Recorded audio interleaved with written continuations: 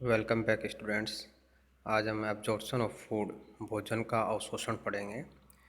जैसा कि हम पहले देख चुके हैं कि भोजन का पाचन विभिन्न एंजाइमों के माध्यम से किया जाता है, जिससे कि भोजन को सरल अवयवों में बदल दिया जाता है। इन सरल अवयवों का अवशोषण किस तरीके से होगा, आहार नाल के कौन कौन से भाग में होगा और किस रूप में होगा, एक्टिव फॉर्म में होगा या पैसिव फॉर्म में होगा, ये आज हम इस वीडियो के अंदर देखेंगे। Absorption from mouth. सबसे पहले हम देखेंगे कि मुख के द्वारा अवशोषण। मुख के द्वारा अवशोषण की अगर हम बात करें तो मुख में भोजन के किसी भी अंश का अवशोषण नहीं किया जाता है।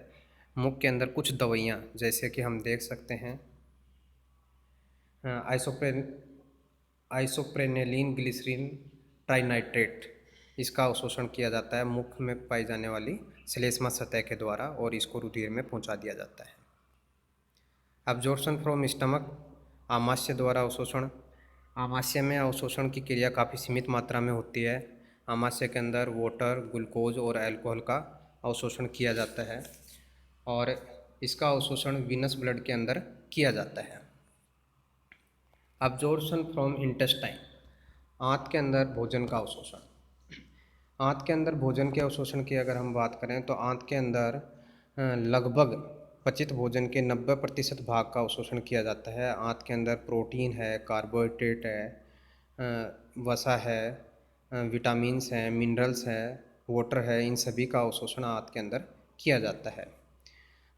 आंत में भोजन के अवशोषण के लिए आंत की जो आंतरिक सतह है, इनके अंदर सर्कुलर वर्ताकार वलन पाए जाते हैं और रसांकुर पाए जाते हैं। इन रसांकुर के ऊपर भी सूक्ष्म रसांकुर पाए जाते हैं और ऐसा देखा जाता है कि इन सूक्ष्म रसांकुरों की वजह से इसका जो सरफेस एरिया, जो आधार तल बोलते हैं, उसमें वृद्धि हो जाती है, जिससे कि भोजन अवशोषण के लिए आंत के अंदर सरफेस एरिया बढ़ जाता है। सामान्यतः देखा जाता है कि सूक्ष्मांकुरों की उपस्थिति के कारण अवशोषण का जो आधार तल है वो लगभग 600 गुना बढ़ जाता है। एक रसांकुर का अगर हम आकार देखें तो ये 0.2 से लेकर के 1 मिमी तक होता है। जैसा कि अब यहाँ हम देख सकते हैं, ये एक रसांकुर की संरचना हमें दिखा रखी है।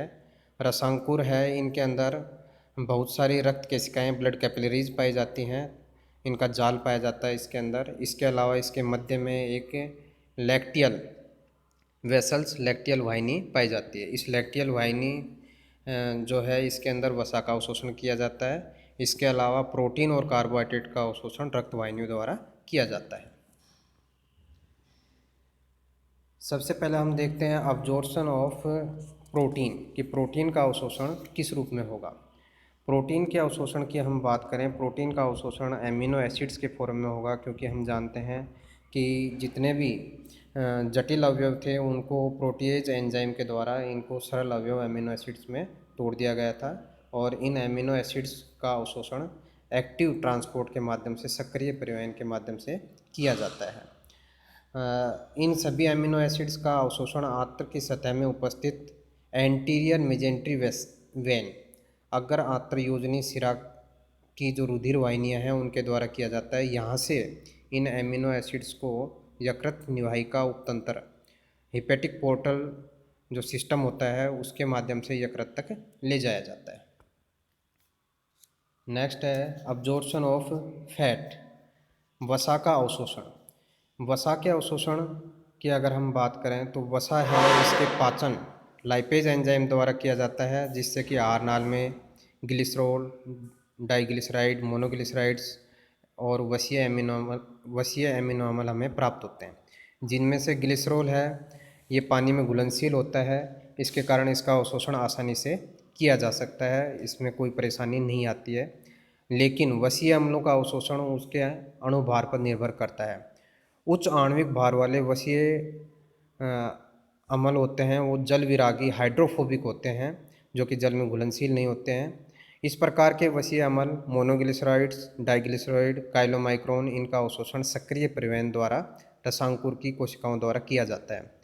अधिकांश जो वसीय उत्पाद हैं उनको लसिका वाहिनी, लिम्फ वेसल्स के द्वारा अवशोषित किया जाता है। यहाँ से इसे लिम्फेटिक सिस्टम में से होते हुए अंत में थोरेसिक लिम्फ वेसल्स, वक्षीय लसिका वाहिनी द्वारा यकृत में पहुँचाया जाता है।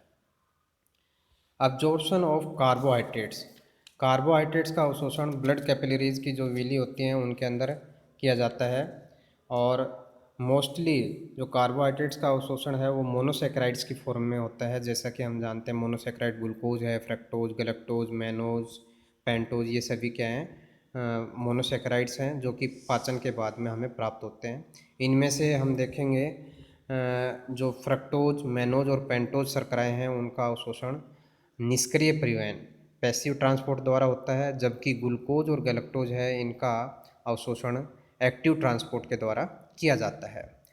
आंत्र की सतह पे ग्लूकोज का अवशोषण की अगर हम दर देखें तो ये 120 ग्राम पर घंटे होती है, और इस प्रकार से अवशोषित शर्करा को यकृत के रुधिर द्वारा विभिन्न कोशिकाओं में स्थानांतरित किया जाता है, और विभिन्न कोशिकाओं में इस ग्लूकोज का क्या होता है, ऑक्सीकरण होता है, जिससे हमें ऊर्जा की प्राप्ति होती है।